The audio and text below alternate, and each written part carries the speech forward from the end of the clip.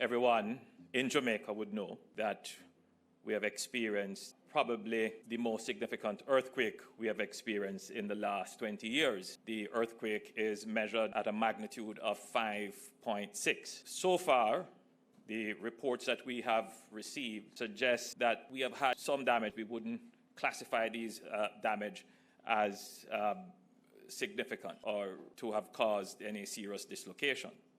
Nevertheless, the experience has been very traumatic.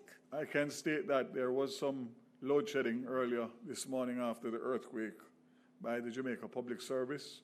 I'm happy to indicate that the recent report that I have up to half an hour ago is that all areas have been restored.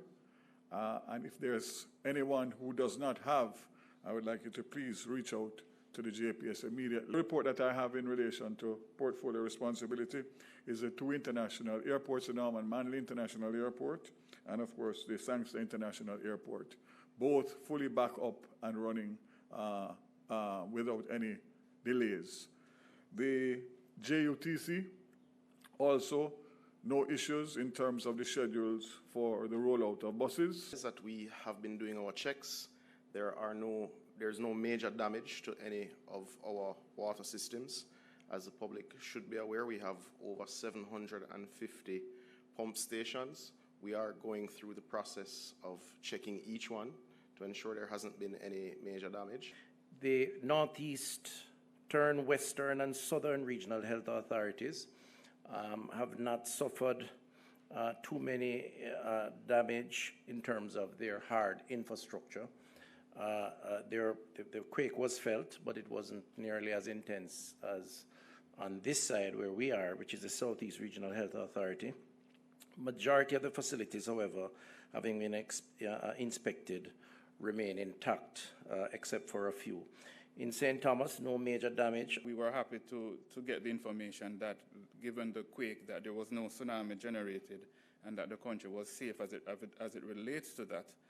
We continue to do our checks, working closely with the other response entities of the country, predominantly Jamaica Fire Brigade, National Works Agency, all the local authorities to get the information coming in. Calls for any fires relating to the tremor or any reports of injuries, even though we know that there are some reported incidents of injuries. Most of the calls we receive would have been predominantly in the KSA metropolitan region. We got a call for Church Street for a collapsed structure. That structure was unoccupied, thankfully. And there was also a collapsed structure in St. Thomas, Rumble in St. Thomas. There were no reported injuries because there was nobody at home at the time.